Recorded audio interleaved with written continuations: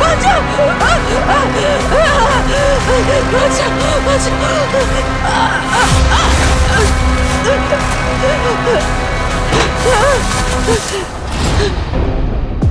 হ্যাঁ, আচ্ছা। ও, তারপর কেন? না না, মানে ঠিক আছে। হ্যাঁ, আমি দেখছি। ঠিক আছে।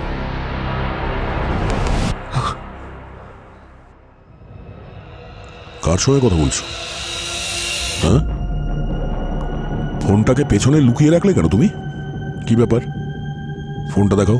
না স্যার, আমার পঙ্কজ, ফোনটা দেখাও। আমি বলছি ফোনটা দেখাও।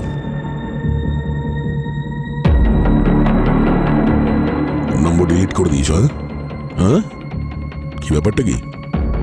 আজকাল তোমার ইন্টারন্যাশনাল কলস অনেক আসছে।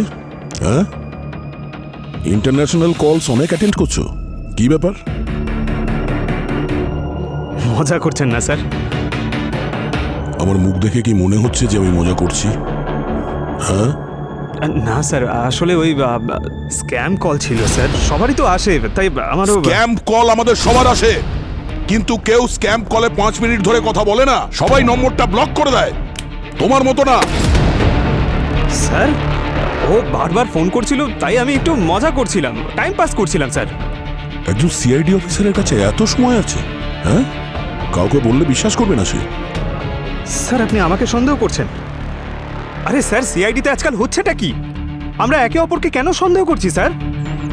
সিআইডি অফিসারের ক্ষেত্রে সন্দেহ দিয়েই শুরু হয়, সত্যিটাকে প্রমাণ করার জন্য।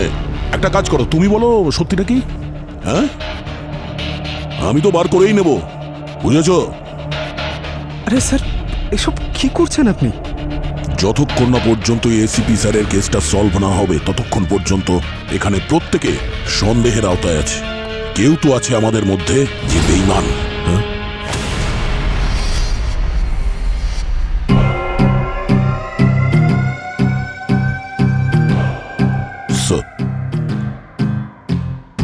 এই কেসটাকে সাইডে করে দাও, নতুন একটা কেস আসছে।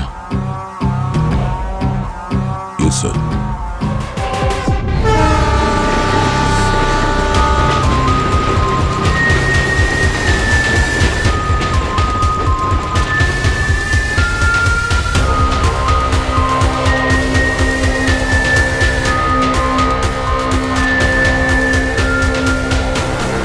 কি স্যার, কঙ্কাল কিছু বললো আপনাকে?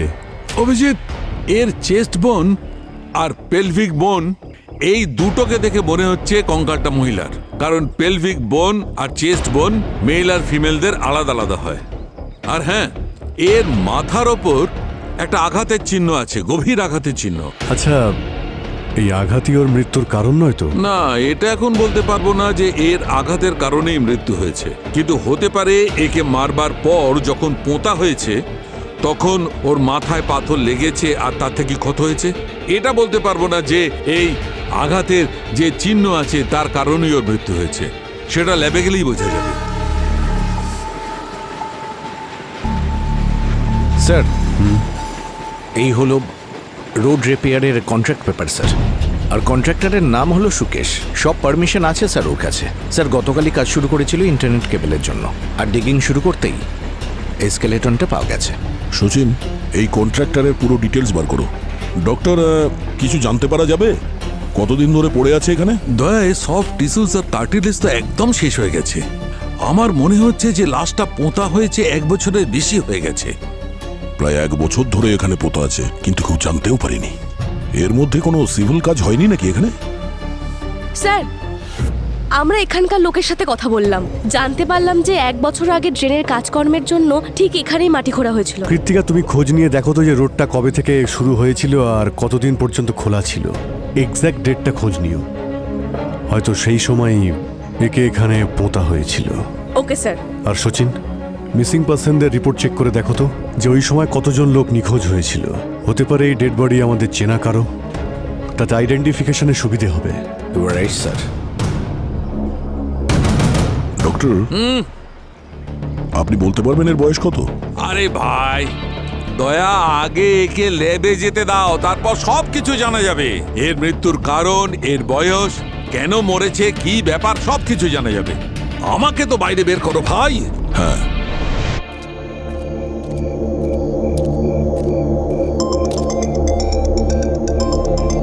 হ্যাঁ দয়া। ভাই ওই পুরবীর ব্যাপারে বলার ছিল। ওর ব্যাপারে ইন্টারনাল ইনভেস্টিগেশন শুরু করেছিলাম। ওর পুরো ডিটেলটা আমি চেষ্টা করছি জানার। আসলে বারবোজা প্রথমে পুরবীর সঙ্গে মেলের মাধ্যমে কন্ট্যাক্ট করেছিল, আর পুরবী আমাদের কাউকে এটা বলেনি। যাই হোক, সবার হিস্ট্রি তো বের করতেই হবে। আমি করছি তোমাকে ফোন একটু বাদে। ওকে। স্যার, হ্যাঁ, আশেপাশের লোকজন ঠিক ডিটেলস দিয়েছিল। 1 বছর আগে ঠিক এই মাসেই এই রোডের কাজ শুরু হয়েছিল। আমি এই কাজের ডিটেলস সচিন স্যারকে পাঠিয়ে দিয়েছি। কীর্তিকা, একটা কাজ করো, গত বছর এই কন্ট্রাক্টটা এখানে কে পেয়েছিল সেটা জানার চেষ্টা করো। ওকে স্যার। আর কন্ট্রাক্টর আর ওখানে যারা কাজ করেছে তাদের জিজ্ঞাসা করো এটা কি করে সম্ভব যে তখন এখানে যে কোনো লাশ আছে কেউ জানতেই পারেনি। Yes sir. স্যার, স্যার এই কৃত্তিকার দেওয়া ডেট অনুযায়ী 1 সপ্তাহ আগে সব মিসিং রিপোর্ট চেক করেছি। এই হলো 12 জন মহিলার মিসিং রিপোর্ট। এর মধ্যে 8 জন মহিলা ফিরে এসেছে, কিন্তু 3 জন এখনো মিসিং, আর একটা কেস ক্লোজ হয়ে গেছে। হ্যাঁ ডক্টর। বোন ডেনসিটি আর কোলাজম থেকে জানতে পারা যাচ্ছে যে ভিকটিম ইয়ং ছিল। কত বয়স হবে এর? বোন ইনফ্রারেড দিয়ে কনফার্ম করা যাচ্ছে যে এর বয়স 27-28 বছর। মিসিং ওম্যানের লিস্টে এই বয়সের কেউ আছে? স্যার, যারা মিসিং হয়েছে তার মধ্যে একজনের বয়স 45 বছর, একজনের 15, কিন্তু সুরুচির বয়স 28 বছর স্যার। আর ওর মা মিসিং রিপোর্ট লিখেছিল, আর ডোমেস্টিক ভায়োলেন্সেরও কমপ্লেন ছিল। আর স্বামীর নাম হলো পরম। স্যার, কিন্তু পরমের তো অনেক আগেই শাস্তি হয়ে গেছিল। 6 মাস আগেও জেলে গেছিল। কিন্তু স্যার, ইন্টারেস্টিং ব্যাপার এটা হলো যে সুরুচির কোনো খোঁজ পাওয়া যায়নি। বেঁচে আছে না মরে গেছে বলা যাচ্ছে না। আচ্ছা, এই কঙ্কালটা সুরুচির না তো? হতেও পারে। হতে পারে যে পরম নিজের ওয়াইফ সুরুচিকে মেরে বডি ডাম্প করে দিয়েছে, আর কাউকে এটা ডিসক্লোজ করেনি যে বডি কোথায় আছে। পরম, দেখা করতে হচ্ছে এই পরমের সঙ্গে। বডি কথা বলে পরম, কিন্তু তোমার ওয়াইফের বডি তো কখনো পাওয়াই যায়নি। তাহলে কথা বলতো কি করে? কেস রিপোর্টস আর এফআইআর দেখেছি আমরা। নিজের ওয়াইফকে খুব মেরেছিল। হ্যাঁ স্যার, আমি হলাম সেই পাপী। আমি খুব টর্চার করেছি ওয়াইফের ওপর। নেশাগ্রস্ত অবস্থায় আমি খুব মারতাম ওকে। 2-3 বার তো বেচারি মরতে মরতে বেঁচে গেছে। স্যার, আমার মনে হয় আমার মতো মানুষের কাছে এই শাস্তিটা যথেষ্ট নয়, ফাঁসি দিয়ে দেওয়া উচিত। কি অদ্ভুত কথা! মনে কি পরিবর্তন, নাকি এটা আবার নতুন কোনো ড্রামা তোর? নিজের স্ত্রীকে মেরে ফেলার পর নাটক হচ্ছে? আমি মেরেছি ওকে? স্যার, আপনার কোনো ভুল হচ্ছে। আমি ওকে মারিনি স্যার। আমি মানছি যে ওকে অনেক টর্চার করেছি, ওর গায়ে হাতও তুলেছি, যার জন্য ও বাড়ি ছেড়ে চলে গিয়েছিল। আর ওর মা আমার বিরুদ্ধে পুলিশ স্টেশনে কমপ্লেনও করেছে। আচ্ছা, রাতের অন্ধকারে বডিটাকে সরিয়ে ফেলোনি? আমি ওর বডিটা কোনোভাবেই সরাইনি। আর আমি কেনই বা সরাবো? ওটা তো আমার মনে হয় যে আমাদের ঝগড়ার কারণেও বাড়ি ছেড়ে চলে গেছে, আর এখন আমাকে দোষ দিচ্ছে। কিন্তু আমার সেটা নিয়েও কোনো কষ্ট নেই। আমি এত বড় অন্যায় করেছি, শাস্তি তো পেতেই হবে, তাই না? তুই কি শপথ নিয়েছিস খালি মিথ্যে বলবি আর মিথ্যে ছাড়া কিচ্ছু বলবি না? স্যার, আমি মিথ্যে বলছি না, আমি সত্যি বলছি। আর আমি মিথ্যে কেন বলবো আপনিই বলুন। আমার বউ টাকা আর গয়নাগাটি নিয়ে পালিয়ে যায়, আর ওর মা পুলিশ স্টেশনে গিয়ে কমপ্লেন করে, আর আপনার আমাকে ধরে এখানে নিয়ে এলেন। না আমি আমার বউকে পেলাম, না টাকা, না গয়না। আর ডোমেস্টিক ভায়োলেন্সের কেসে তো আমাকে শাস্তি পেতেই হতো। আমি কেন কারোর প্রাণ নেব বলুন? আপনারাই বলুন। তোর বইয়ের লাশ আমরা রাস্তার নিচ থেকে খুঁড়ে বের করেছি, আর এখন চিৎকার করে বলছিস ওর ওপর কতটা অত্যাচার হয়েছে আর কতটা আঘাত লেগেছে ওর হাড়ে। আর এর সব রিপোর্ট আমাদের কাছে আছে। ওর মা যে মিসিং কমপ্লেন্ট করেছিল তার ডেট আর যেদিন মার্ডার হয়েছিল সেই ডেট, দুটোর মধ্যে মিল রয়েছে। বুঝতে পেরেছিস তুই? বডিটা তুমি মাটিতে পুঁতে দিয়েছিলে, তাই তো? না স্যার, আমি এরকম কিচ্ছু করিনি। আমি তো ভেবেছিলাম ও গয়নাগুলো নিয়ে অন্য কোনো ছেলের সাথে পালিয়ে গেছে, আর ওর সাথে আনন্দে আছে। কে মারলো ওকে? তাহলে কে মারবে ওকে? দেখ, সত্যি সত্যি বল, না হলে। স্যার, আমি ভগবানের দিব্যি দিয়ে বলছি, আমি আমার বাবা মার দিব্যি দিয়ে বলছি স্যার, আমি মারিনি ওকে, আমি মারিনি। কোর্ট যদি আমাকে ফাঁসিও দিয়ে দেয় তারপরেও বলবো যে আমি ওকে মারিনি স্যার। আপনাদের একটা অনুরোধ করছি স্যার, আমি তো আমার নিজের ভুলটা বুঝতে পেরেছি। কিন্তু যে শয়তানটা ওকে মেরেছে তাকে প্লিজ ধরুন স্যার, প্লিজ। এই মা, তুমি ভাবে মন খারাপ করো না। তুমি Krittika, control yourself, it's okay. তুমি প্লিজ কেঁদো না, প্লিজ। Krittika, it's okay. হ্যাঁ স্যার। এই তাড়াতাড়ি হাত চালা। লাস্ট প্রজেক্টে যে কাজটা নিয়েছিলাম তোরা তো একবারে ঝুলিয়ে দিয়েছিলিস। হ্যাঁ, জানিস কত সময় নষ্ট হয়েছে? ভিত পুজো করে তবেই আমরা কাজটা শুরু করেছি। তাড়াতাড়ি শেষ কর, 2 দিনের মধ্যে কাজ শেষ করতে হবে।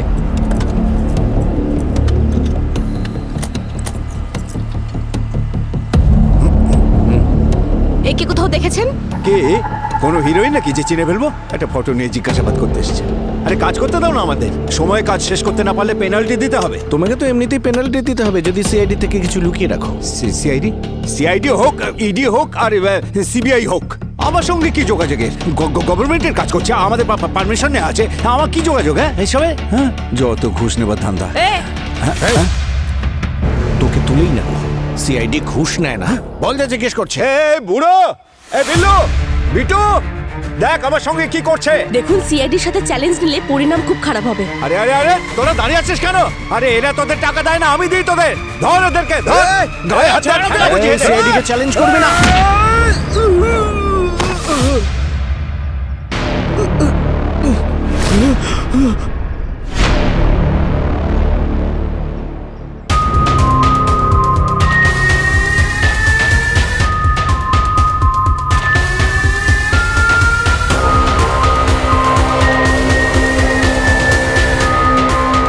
পরিস্থিতি যেমনই হোক দল, আমরা এক ছিলাম, এক থাকবো।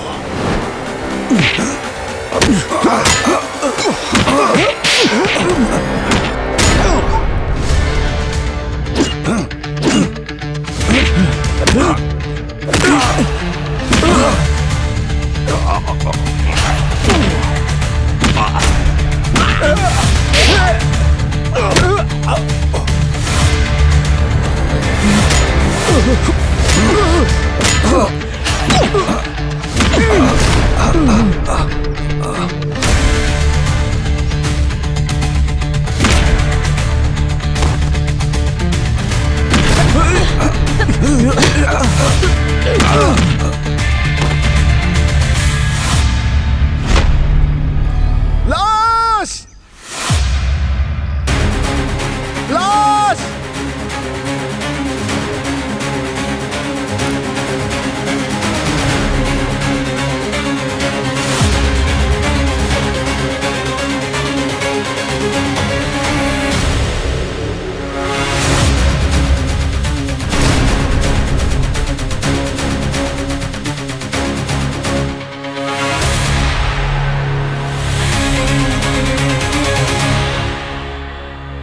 এক বছর আগে যে সাইটে তুই কাজ করেছিলিস সেখান থেকে একটা কঙ্কাল পাওয়া গেছে, আর আজকে আরো একটা কঙ্কাল পাওয়া গেছে, আর এটাও তোরই সাইট। স্যার, আমি সত্যি কিছু জানি না। প্রথমে সব অপরাধীরাই এই বলে যে আমি জানি না। শহরের বিভিন্ন জায়গায় খোঁড়া আছে, কিন্তু কঙ্কাল শুধুমাত্র তোর সাইড থেকে বেরোলো কেন? স্যার, সৎ শ্রীনগরের কাজ 1 বছর আগে বন্ধ হয়ে গিয়েছিল। পুরো 1 সপ্তাহ বন্ধ ছিল। আমার তো অর্ডারও আটকে গিয়েছিল।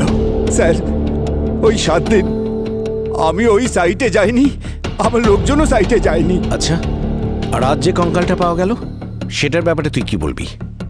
স্যার, যে সাইটে আপনি কঙ্কাল পেয়েছেন ওই সাইটে আজকেই আমাদের প্রথম দিন ছিল। এর আগে কখনো কোনোদিন যাইনি ওখানে আমরা। তাহলে নিজের লোকদের উস্কালি কেন, আর আমার টিমের উপর হামলা কেন করলে?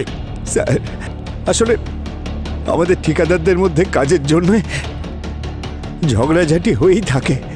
আমি ভেবেছিলাম রতন ঠিকাদার আমাদের কাজ বন্ধ করার জন্য লোকজন পাঠিয়ে দিয়েছে।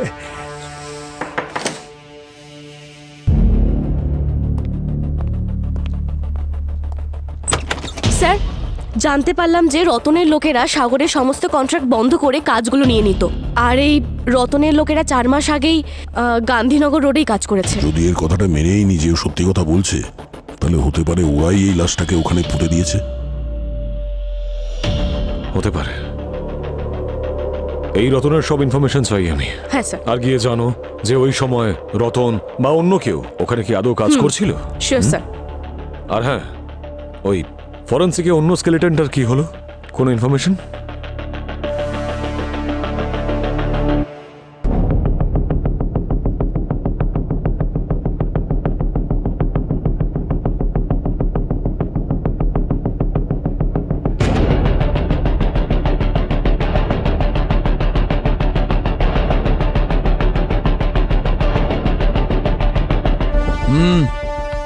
একটা ব্যাপার তো একদম কনফার্ম হয়ে গেছে যে এই যে প্রথম কঙ্কালটা সুরুচি নামের মহিলার, আমরা এর ডিএনএ আর ওর মায়ের ডিএনএ সঙ্গে ম্যাচ করিয়ে কনফার্ম হয়েছি।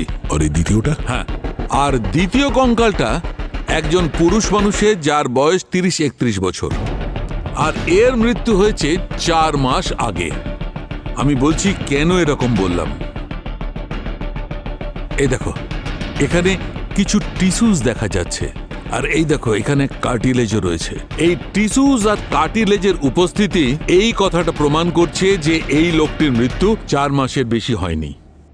এই দুটো কেসের মধ্যে কিছু মাসের জন্য কাজ বন্ধ ছিল, তাহলে হয়তো সেই সময় কিলার বডি ডাম্প করেছে। আর কাজ বন্ধ থাকার দরুন কেউ এটা জানতেও পারেনি যে কেউ বডিগুলোকে ওখানে ডাম্প করে গেছে।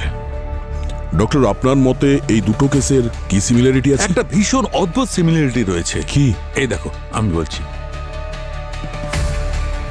এই দেখো, এই এর রিবের ওপর কাটা চিহ্ন দেখছো?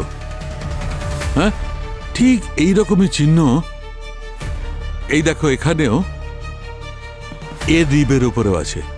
এই দেখো, আমার ডাউট তখনই হয়েছে যখন আমি কঙ্কালটাকে চেক করি, কিন্তু যখন দ্বিতীয় কঙ্কালটাতেও এই চিহ্ন দেখলাম তখন আমি কনফার্ম হয়ে গেলাম যে এই যে কাটার চিহ্নটা এটা কোনো ধারালো অস্ত্র দিয়ে করা হয়েছে। আচ্ছা, এটা সিরিয়াল কিলিং এর কেস নয় তো? দুটো কেসেই সিমিলারিটি আছে, দুটো কেসেই মার্ডারের কারণ আর মার্ডার একই। আচ্ছা, এটাও তো হতে পারে যে যে খুন করেছে সে এদের চিনতো। হতেই পারে। সো ইন দ্যাট কেস এই সেকেন্ড বডিটাকেও ওইভাবে আইডেন্টিফাই করতে হবে যেভাবে ফার্স্টটা হয়েছিল। Missing কমপ্লেন্টের list. অভিজিৎ, আমি অবনীর ব্যাকগ্রাউন্ড চেক করেছি, সে ইজ ক্লিন। আচ্ছা, ব্যাকগ্রাউন্ড ক্লিন তো কি হয়েছে দয়া? এখন ওর কথা বলো। সময়ের সঙ্গে কে কখন বদলে যায় কিছুই বলা যায় না। হতে পারে, কিন্তু আমার মনে হচ্ছে না যে ও ইউনো। আমি কল করছি পরে। কি করছিলে দয়া? কিছু না স্যার, ওই ওই দুটো কেসের কাজ চলছে। মনে তো হচ্ছে না, তোমাকে এতটা তো আমি চিনি। স্যার, সেকেন্ড ভিকটিমকে আইডেন্টিফাই করার জন্য যখন আমি মিসিং কমপ্লেন্টগুলো দেখছিলাম, জানতে পারি ওর যখন মৃত্যু হয় তখন 8 জনের মিসিং কমপ্লেন্ট এসেছিল। তার মধ্যে 5 জন তো ফিরে এসেছে স্যার, আর 3 জন এখনো মিসিং। আর ওদের বয়স 31 থেকে 32-এর আশেপাশে। ওই 3 জনের ডিএনএ ভিকটিমের সঙ্গে ম্যাচ করাও, তাহলে জানা যাবে স্কেলেটনটা কার। স্যার, আমি একটা ব্যাপারে নোট করেছি। হ্যাঁ বলো। এই দেখুন, এই ডক্টর সালুকের ফরেন্সিক রিপোর্ট স্যার, আর এটা হলো ওই 3 জনের মিসিং কমপ্লেন। যদি মন দিয়ে দেখেন স্যার, তাহলে মনে হবে যে এই 31 বছরের গৌতমী ভিকটিম। কেন? আসুন স্যার, আমি বলছি।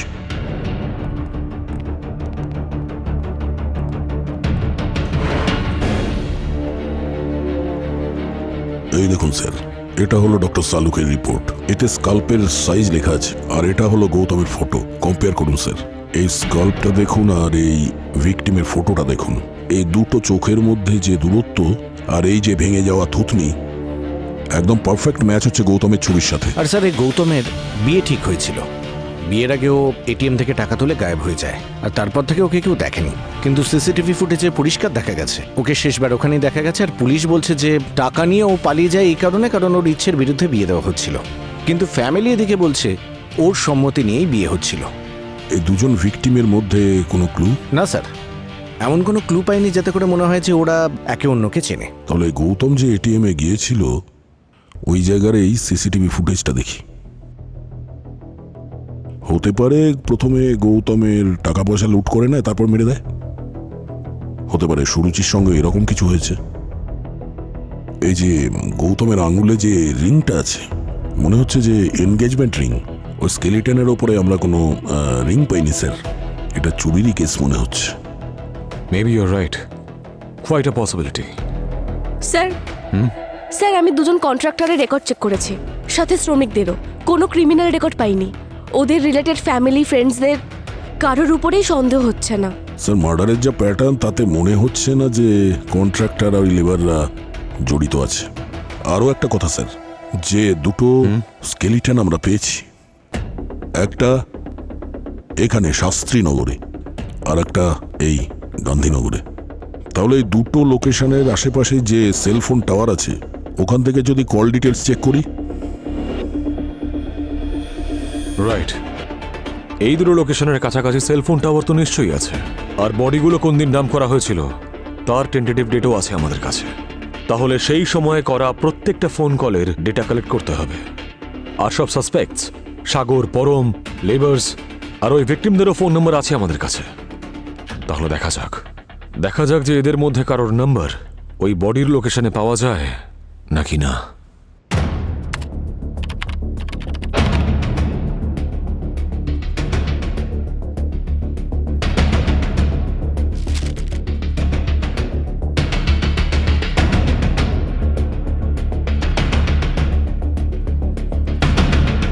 এটা দেখুন স্যার। ফোন ডেটা দেখে কিছু জানতে পারলে? স্যার কোনো শ্রমিক বা কন্ট্রাক্টরের সেলফোন তো ডেটার সাথে ম্যাচ করছে না। কিন্তু স্যার একটা নম্বর পেয়েছি যেটা দুটো বডিরই লাস্ট লোকেশনের পাশে ছিল, আর 3 দিনই লাগাতার ওই লোকেশনেই ট্র্যাক হয়েছে। সুপার। কার নাম্বার? স্যার একটা অটো রিক্সা ড্রাইভার উমেশ নামুর। উমেশ।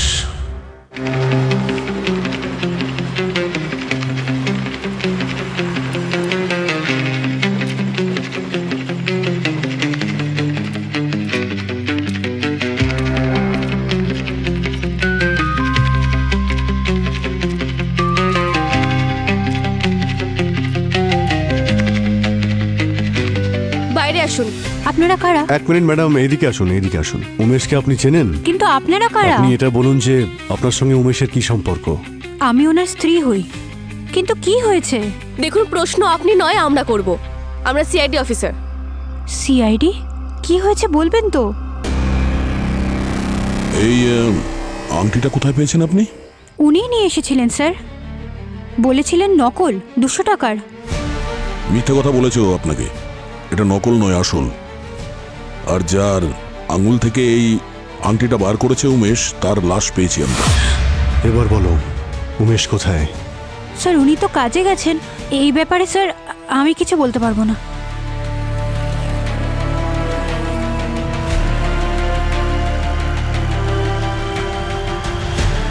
হ্যাঁ, টাকার ব্যবস্থা হয়ে গেছে। হ্যাঁ, আমার কাছেই আছে ব্যাগে। একদম চিন্তা করো না, 20-25 মিনিটেই চলে আসছি।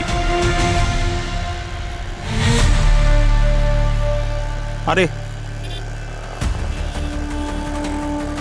একটু ধরো, আমি এক্ষুনি কথা বলছি। আরে ভাই, এ কোন রাস্তায় নিয়ে আসলে আমাকে? আমি ফোনে কথা বলছিলাম আর তুমি রাস্তায় পরিবর্তন করে দিলে। আরে টেনশন নিচ্ছেন কেন আঙ্কেল? আমি আপনাকে তাড়াতাড়ি পৌঁছে দিচ্ছি। হ্যাঁ, এটা একদম শর্টকাট রাস্তা। ভয় পাবেন না, টেনশন নেবেন না আঙ্কেল। আগে বলা উচিত ছিল না? আঙ্কেল 2 মিনিট, আমি একটু হালকা হয়ে আসছি।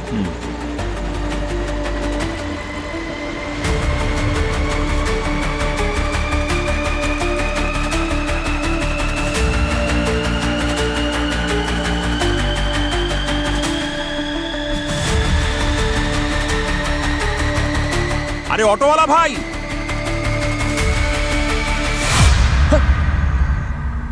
মালকড়ি ছাড় বলছি না, মালকড়ি দে। আমার বউ তাড়াতাড়ি দে, দে দে। মাল পেয়েছি, আমি মজা পাই। হ্যাঁ, মাল আর খুন করতে। খুন? এই কে রে?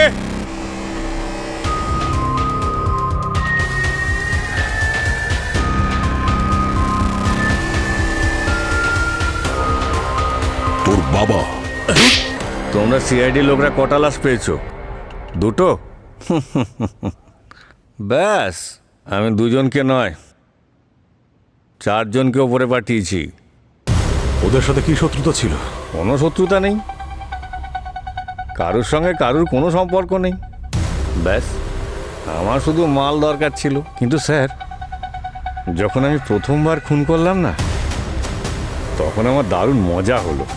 মালও পেতাম, আবার মজাও পেতাম। অন্যজনের টাকা পয়সা আর জীবন নিয়ে, হ্যাঁ? কি বলেন না স্যার, আপনাদের কি মজা লাগে না আমার মতন নির্দোষকে মারতে? নির্দোষ? আর তুই সুরুচিকে কিভাবে ট্র্যাক করেছিস? তুই আগে থেকেই পেছনে পড়েছিলি ওর, না? না স্যার, আপনারা কার কথা বলছেন আমি জানি না। স্টেশনে আমার গাড়িতে উঠে বসেছিল, খুব নার্ভাস ছিল, সঙ্গে একটা ছেঁড়া ফাটা ব্যাগ ছিল, সেটাকে খুব চেপে ধরে বসেছিল। আমি বুঝতে পেরে গেছিলাম ব্যাগে অনেক মাল আছে। আর তারপর আবার কি,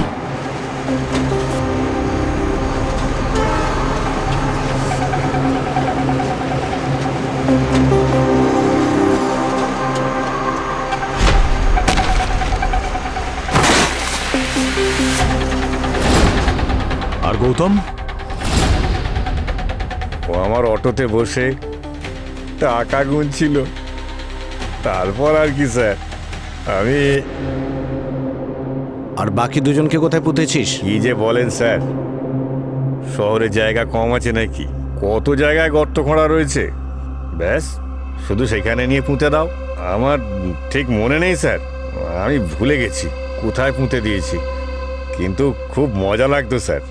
তোর খুব মজা করার শখ, তাই না? দেখবি তোর আরো মজা হবে যখন এই অপরাধের জন্য তোর ফাঁসি হবে। হ্যাঁ হ্যাঁ, চলায় আয় আয়।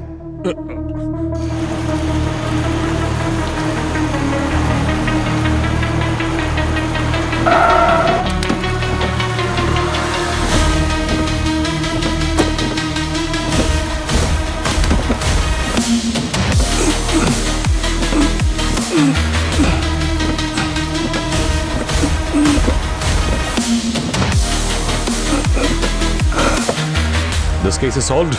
Proud of you. এবার তুমি বাড়ি গিয়ে বিশ্রাম নিতে পারো। না স্যার, বিশ্রাম তো আমি নিতে পারবো না যতক্ষণ না পর্যন্ত এই এসিপি স্যারের কেসটা সলভ না হয়, আর যতক্ষণ না এটা জানতে পারবো যে আমাদের সিআইডি টিমে বেইমান কে, আমি নিশ্চিন্তে ঘুমোতে তো পারবো না স্যার। যখন তুমি ডিসাইড করিয়ে নিয়েছো তখন অল দ্য বেস্ট। আর যদি আমার সাহায্য লাগে, I'm just a phone call away. Thank you, sir.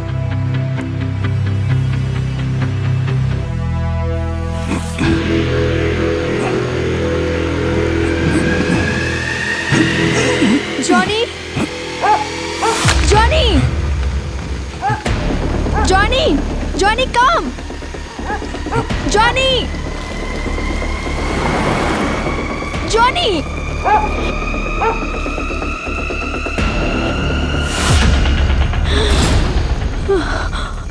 লাশ! লাশ! আমি প্রতিদিন সকালবেলা মর্নিং ওয়াকে বেরোই আর আমার সাথে জনি থাকে। জনি কখনো এদিক ওদিক দৌড়াতে থাকে। ও দৌড়ে সোজা এদিকে চলে এলো আর আমি ওর পেছনে দৌড়াতে থাকলাম, আর এসে দেখলাম। লোকটাকে দেখতে পেয়েছিলেন? না, অন্ধকার ছিল আর ও সঙ্গে সঙ্গে পালিয়ে গেল। এমন কিছু বিশেষ দেখিনি যে আমি ওকে নোটিস করতে পারবো। কৃতিকা ম্যামের স্টেটমেন্ট নাও। হ্যাঁ স্যার।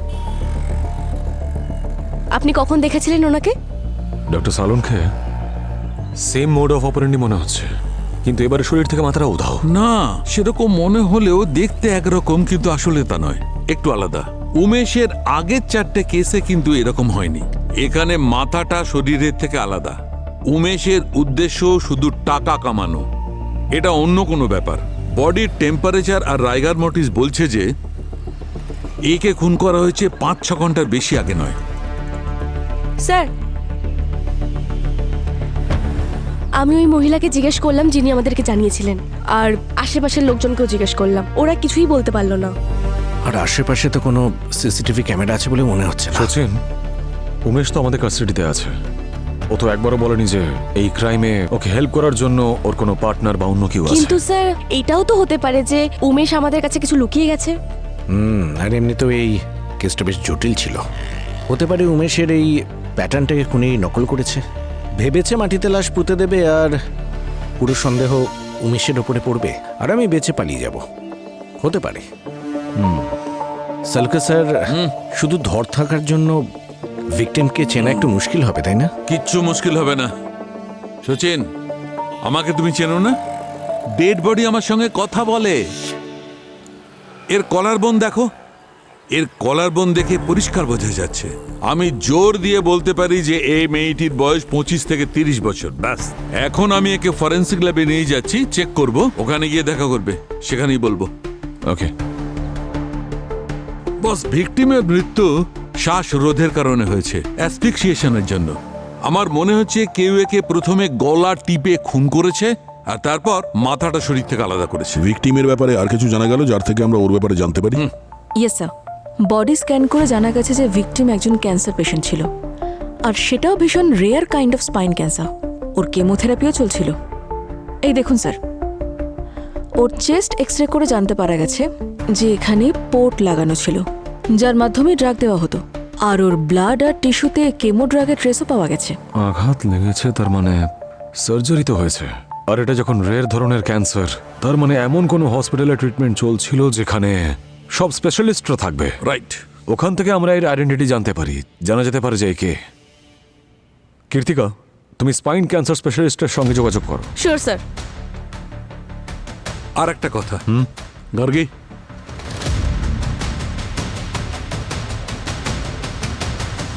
এই দেখুন, এই হিউম্যান ফ্লেশের টুকরো আমি এই ভিকটিমের পেটের মধ্যে পেয়েছি। কি? মাংসের টুকরো? হ্যাঁ, মাংসের টুকরো। আর ডিএনএ টেস্ট করে জানতে পেরেছি যে এই মাংসের টুকরো এই ভিকটিমের নয়। আর এই ভিকটিমের হাতটা দেখুন, এটা একটা আঁচড়, কোনো আঘাতের চিহ্ন। এটা দেখে মনে হচ্ছে যে ভিকটিম নিজের প্রাণ বাঁচানোর জন্য খুব স্ট্রাগল করেছে। এটা তারই চিহ্ন। হতে পারে যে এই স্ট্রাগলের সময় ভিকটিম কিলারকে অ্যাটাক করেছিল, আর এই হিউম্যান ফ্লেশ আসলে তারই। রাইট বস। আমরা ওই ভিকটিমকে তো বাঁচাতে পারলাম না, কিন্তু ওই খুনিকে কিছুতেই ছাড়বো না। খুব তাড়াতাড়ি ওকে গ্রেপ্তার করব।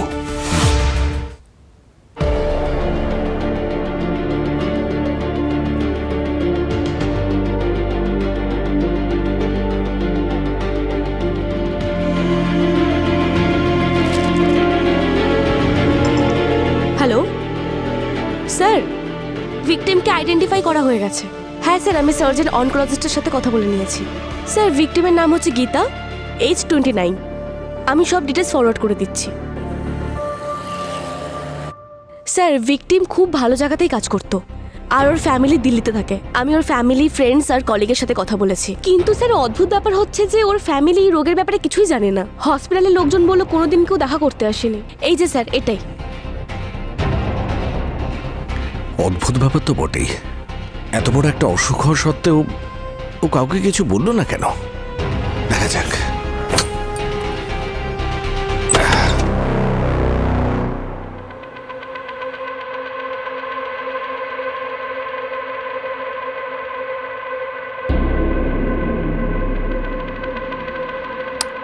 মনে হয় কারেন্ট নেই।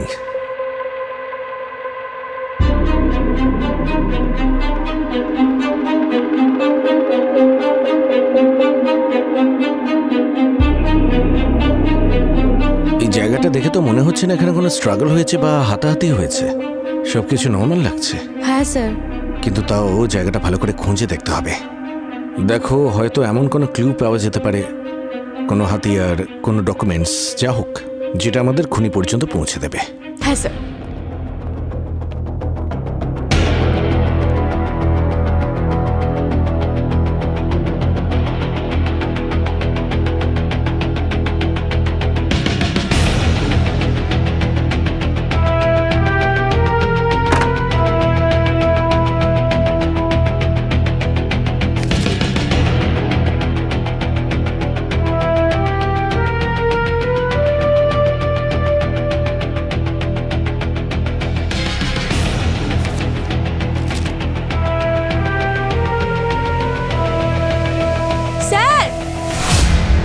বলো কৃত্তিকা।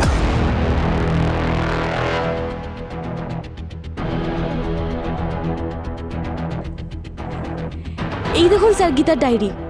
এখানে সমস্ত কেমোর ডিটেলস আছে। আর একটা কথা বারবার লিখেছে যে কারো কাছ থেকে সিম্প্যাথি গেইন করতে চায় না, কাউকে কষ্ট দিতে চায় না।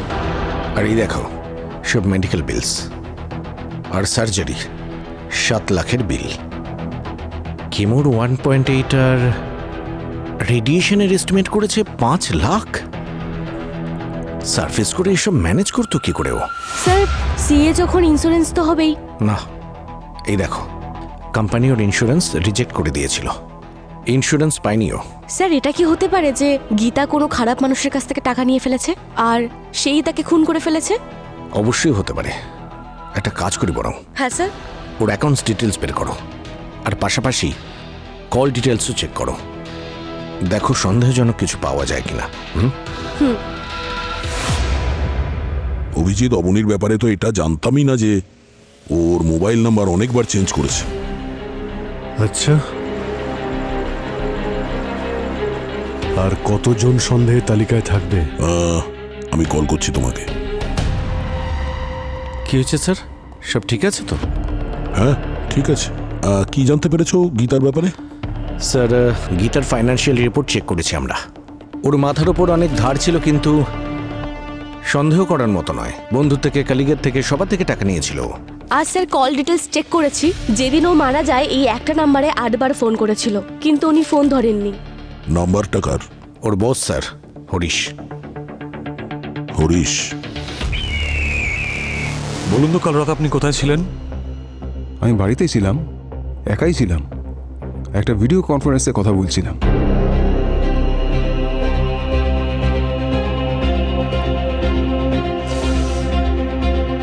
আপনি জানেন যে আপনার এমপ্লয়ি গীতা কাল রাতে খুন হয়েছে?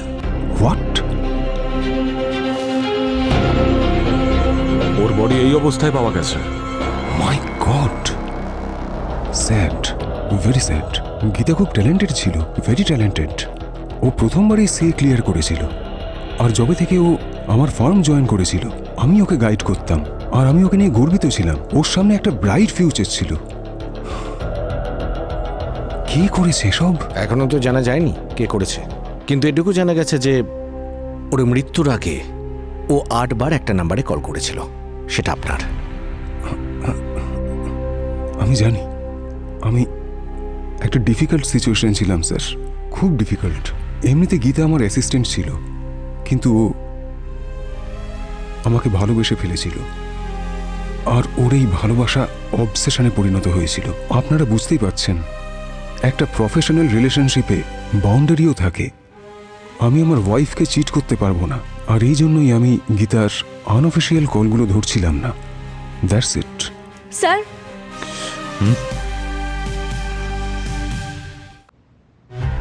অফিস টিম থেকে জানতে পারলাম যে উনি কনফারেন্স করেছিলেন। কি মনে হয় সচিন? স্যার সবকিছু এত নিট আর ক্লিন, এই ব্যাপারটাই আমাকে একটু ভাবাচ্ছে। Exactly, but proof?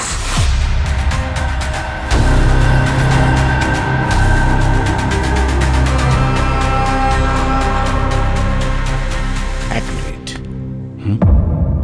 হাতে কি হয়েছে? এটা কিছু না, আমি একটা কাজে কিচেনে গিয়েছিলাম, আর সেখানেই এটা পুড়ে গেছিল। কিচেনে কাজ করতে গিয়ে পুড়ে গেছে? এক মিনিট, কি করছেন আপনারা? এক মিনিট, জানতে পেরে যাবেন। আরে কিন্তু এটা কি? হ্যাঁ, এটা ডগ বাইট। এটা একটা রাস্তার কুকুর কামড়ে দিয়েছিল আমাকে, বুঝলেন? আগে এটা ডিসাইড করুন যে কুকুর কামড়েছে না পুড়ে গেছে। কি করছেন আপনারা? আপনাদের ধারণা আছে আমি কে? আমি এক্ষুনি আমার উকিলকে কল করছি, আর সিআইডির বিরুদ্ধে। মিস্টার হরিশ, আপনার এগেনস্টে আমাদের কাছে বেশ স্ট্রং এভিডেন্স আছে। আপনার যেই আহত হাত, এর এই ফ্লেশ জানেন আমরা কোত্থেকে পেয়েছি?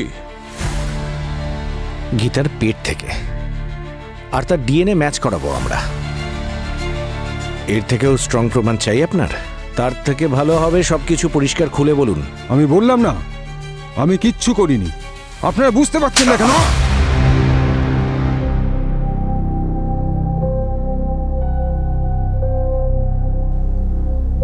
আমি একটা প্ল্যান বানিয়েছিলাম, একদম ফুল প্রুফ। আমি ফার্মের অ্যাকাউন্টের টাকা একটা অন্য ফেক অ্যাকাউন্টে ট্রান্সফার করছিলাম। প্ল্যান এরকম ছিল যে আমি সেই অন্য ফেক অ্যাকাউন্টে 100 কোটি ট্রান্সফার করার পরে আমি বিদেশে চলে যাব। কিন্তু সেই সুপার ট্যালেন্টেড গীতা, আমি জানি না কিভাবে ও এই প্ল্যানটা জানতে পেরে গিয়েছিল। ও আমাকে ব্ল্যাকমেল করতে শুরু করলো। 50 কোটি টাকা চাইছিল। ওর ট্রিটমেন্টের জন্য এটা লাগতো। ওর পেরেন্টসও আছে যাদের জন্য ও কিছু করতে চাইছিল। ও আমাকে বলল ওর রেয়ার ক্যান্সার আছে, ও মরে গেলে বাবা মার জন্য কিছু টাকা রেখে যাবে। এখন এতগুলো টাকা আমি ওকে কি করে দিতাম? কিন্তু তার জন্য তুমি গীতাকে কেন মারলে? না, আমি ওকে মারতে চাইছিলাম না। ও আমাকে বারবার কল করছিল। ও আমাকে অনেকবার কল করেছিল। আর আমি যখন ওর কল রিসিভ করিনি, ও আমার বাড়িতেই চলে এসেছিল, আমাকে হুমকি দিয়ে গিয়েছিল। আমি কি করতাম? ওকে দিয়ে দিতাম 50 কোটি? না, কখনোই না। আমার কাছে আর কোনো রাস্তা বাকি ছিল না। তো আমি ওকে মেরেই ফেললাম। ও মরে গেল। তখন আমার মনে হলো যে আমি একটা খবর দেখেছিলাম সিরিয়াল কিলারের। ও ধরা পড়ে গিয়েছিল, কিন্তু ও রাস্তার খোঁড়া গর্তে ডেড বডিগুলো পুঁতে দিত। আমি ভাবলাম আমিও গীতাকে এভাবে পুঁতে দেব, কেউ কিছু জানতেও পারবে না। আর দোষী হিসেবে ওই অটো ড্রাইভারকেই সবাই দোষ দেবে। তুমি সত্যি খুবই নীচ মানুষ। প্রথমে চুরি, তারপর সেই চুরিকে লুকোনোর জন্য খুন। সিআইডির হাত থেকে কেউ বাঁচতে পারে না। এবার বাকি জীবনটা তোমাকে জেলে কাটাতে হবে।